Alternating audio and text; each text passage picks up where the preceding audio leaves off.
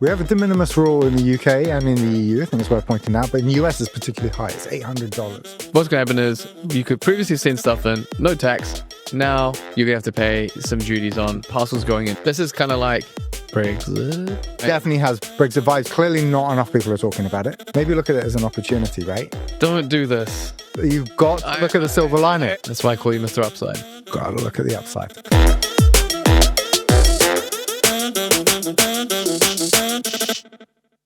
Hey squad, quick side note. We know that more than 80% of you are not subscribed. The more people who subscribe, the more content we can create for you.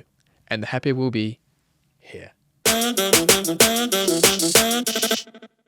So we've had an email from one of our brands off the back of the email that we put together on de minimis rule. And I think it's really important to point out. He's saying he had no idea that this was coming in.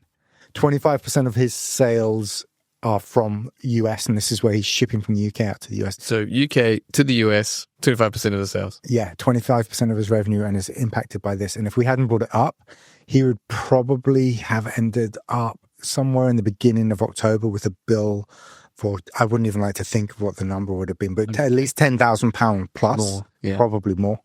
Yeah, invoice that he would To pay. tax. Yeah. Okay. Well, let's tell the people then. Let's Yeah. how do you avoid this? Okay. What is de minimis? I think maybe it's a good place to start. Yes. Yes. What is de minimis? Tell the people. We have a de minimis rule in the UK and in the EU. I think it's worth pointing out. But in the US, it's particularly high. It's $800. That means you can send a shipment into the US up to a value of $800 and there's no duty to be paid. And this came about because people would go overseas, they'd go traveling and want to come back. Yeah. Come back Congress home wants to say, yeah, with this stuff, and then you can go buy stuff and bring it back up to a certain value and you won't pay tax on it. you won't pay any duty on it when it's coming in. And then obviously online shopping came about and people were like, oh, okay, fine. So you can buy overseas and have the item shipped to you as long as the value is under $800, no duty to be paid. Fast forward to Temu, yes. And AliExpress. Shein, all those guys. Yeah. And they can get all this free, like cheap product out, everybody, and they don't pay any duty on it. There's no duty that's charged on it. So neither the customer nor the company pays any duty. Customers are happy. They're getting like cheap product. Yep. And companies are happy. They're getting sales. Yeah. Government's not happy. Not getting any tax. They want a piece of that action. They want a piece of that action. And I think it's worth pointing out, whilst China's obviously benefited greatly from de minimis, UK doesn't do too shabbily out of it, right? I think UK exports to the US in terms of product are around about 60 billion a year. All product exports sent to the US from the UK, 60 billion. 60 billion. And this isn't heavily tracked, but it's somewhere between 4.5 and 5 billion of that is de minimis products. So just under 10% is de minimis products. And I suspect particularly, therefore, impacting small online retailers. Right. Okay. So we could have jumped ahead. That's the pain that our brands could have suffer. Oh, everyone's going to suffer, yeah. Why did they take this away? Right. So we said fast forward to Shein, and there's a whole lot of stuff mixed into this, right? Some geopolitics, some economics. Yep. But essentially, government was like, I want a bit of that action. I want some tax money, some sweet tax money. Great. And what? Some local lobbyists, maybe some companies were like, hey, they're stealing our market. So whether it's maybe Amazon, whether it's other like domestic producers, be like, hey, we're getting undercut. We're getting undercut by the fentanyl and all that coming in the post. And that's the third one, right? And that's the third one is essentially like some geopolitics as well, I guess, and some other stuff where reportedly drugs are sent through the post to people and fueling the like opioid and other drug epidemics. Yep. So long and short of it is, I think China got cut in May, and from the 29th, midnight US time on the 29th of August, everyone else gets cut off, including the UK. So what's going to happen is you could previously send stuff in, no tax. Now you're going to have to pay some duties on the parcels going in. And who pays? Who's going to have to pay? The retailer's going to have to pay, right? So whoever's sending the shipment has to pay. Is the person who's liable. Who's liable for it. And if your customer pays nothing. No, customer doesn't pay. So ultimately, if you're going to send by Royal Mail, say if you're sending through the Postal Service, US Postal Service and Royal Mail, then it's going to be somewhere, depending on the value of the shipment, somewhere between $80 and $200 is what you're going to have to pay per shipment. And this is basically what our brand was kind of looking to avoid, right? So these guys do like millions a year selling beauty products, all manufactured and produced in Scotland. Yep. Great. Love that. And now with the de minimis, if they send parcels to the US, which is actually a growing market for them from the UK, they're going to have to pay between 80 to 200 USD. Yeah. So, and you were saying basically his 3PL. So he's basically sending the stock from a 3PL. Yep. The 3PL have said nothing to him. So I can imagine they were just going to continue shipping these products out. And each one of those would be racking up £100 on average per order. And pass that through to and most of these orders would probably been around about £50 worth value. So, and that's the risk, right? Because this is the thing. So people who aren't aware of this, there's a big risk. If you're using a 3PL do it yourself, there's a huge chance that you may almost kind of wipe out big chunks of your business. Yeah, you're going to lose that direct sale now. That's just not going to be. I can't see anyone that can make it economically viable. If you use DPD, UPS, FedEx, one of those, that you're likely going to have the admin charge, which we know is around about £30 per ship per parcel, plus the cost of the duty, whatever rate that is, depending on your product. So you'll pay that percentage of duty plus £30. So whichever way you cut this, and then obviously UPS or FedEx is going to be more expensive than Royal Mail. So whichever way you cut this, it's going to stop the ability to send products directly from the UK to the US. Yeah. Okay. That's gone. So basically, this is kind of like Brexit. It does have, it definitely has Brexit vibes, but no, clearly not enough people are talking about it. Yeah. Yeah, that's the big risk. During Brexit, everyone kind of like, there's a big storm about all the stuff. There's plenty of time running up to it. But with this is kind of like, well, we've had plenty of time in a way, but it's just no one's really kind of like really thought about it until, your homework's due in tomorrow. Yeah. We've had a few months. Yeah. Yeah. Okay.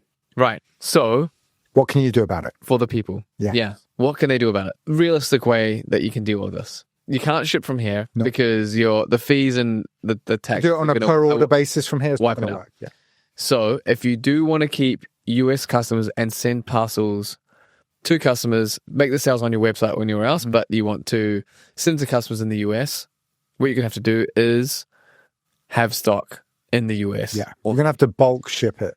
Yeah. Yeah. So you can't do it on an individual basis, a parcel basis. So send it to a 3PL in the US. A 3PL in the US. Get set up on for the tax there as well. We can get into that side of it in a sec, yeah. Okay. So let's start with the 3PL bit. Okay, let's discuss 3PL. Yeah. So get the stock to the 3PL. Yeah. When the orders come in, you differentiate them out. If they're UK or somewhere else, they're dealt with here. Yeah. If it's US based, it's going to get orders get sent to the 3PL and they fulfill it from there. Yeah. If you use Amazon FBA in the US, then you could use their multi-channel fulfillment service. Yep. So you can use that then to ship out your website orders. The rate card on that is actually pretty good for the US. So it's slightly different to the regular rate card. Yeah. And you can do multiple items together at a much cheaper rate than you can in the UK. And just to explain that, so what that means is multi-channel fulfillment. You send your stock to Amazon's warehouses, it sits in their warehouse. And when the orders come in, regardless of where the order is from. Yeah, whether it's an Amazon order, which is using the FBA rate card. Or if it's your website, Groupon, like anywhere, eBay, whatever it is, they will fulfill it and they'll send it out in neutral packaging. Yeah. So it goes out. So that's another option. Mm-hmm. Yeah. Those are the two main ones. Yeah. Basically, the only way. Yeah. Bulk ship it in, or you could just relocate your whole company if it's pretty much all your sales. But then let's get on to the regulation side of it. So you're right. Sales taxes, if you're holding stock in the US, wherever you're holding stock, you'll have Nexus. And so therefore you need to be registered for sales. Latin terms coming in, de minimis, Nexus. Yeah, Latin was important, huh? Yeah. You need to register. So now if you sell on Amazon or any of those platforms in the US, they'll automatically handle your sales tax for you. But if you're selling from your website, then you're going to need to sign up for TaxJar or Avalara, someone like that. Outpost. But yeah, Outpost is a good one to look at. Register through them to handle your sale for you and to collect your sales tax and pay it. All right. So that's the plan. Any other major bits? You're going to need the identification of your economic identification number. So essentially for the US, any company that's exporting there will need to register for an ID. It's like an EORI number in the UK or Europe. Same thing for the US. You need that so that you can pay any duty. They know who it's coming in from. Where it comes in. Yep.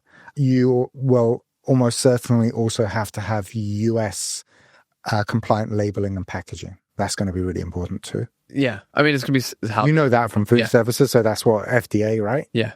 So meet their requirement. All that, but you kind of had to have that previously anyway. If you're shipping from here, if you're shipping from the UK, you probably got away with it on your because you'll probably pull from your UK stock. So but as you go through customs, they are going to check it for all that kind of stuff. So you are going to need to do that too. Yeah, and I guess once that stock's all there, there will be a few other bits of compliance in terms of tax and that you'll need to do for making sure that you're reporting everything correctly. So I think it's worthwhile just kind of checking out that stuff on the compliance part of it. The other bit is returns. You're going to have an address in the US to receive returns to. So 3PL again can handle that. I think it's really worth pointing out that this is all really doable. This is a well-trodden path. Yeah. It's just you're going to have to set up a new process for it if you do want to maintain those US sales. There are a lot of companies there where I would say sort of like between 20 and 40% of their revenue is coming from the US. So it's going to be a hard hit to take not to have those sales. I think first step is to make sure that you're not sending by Royal Mail or by accident from the 29th of August onwards, right? Because you'll get hit with those charges. Then it's setting up some form of 3PL that's going to handle those orders for you in the future and making sure you've got all of those compliances in place.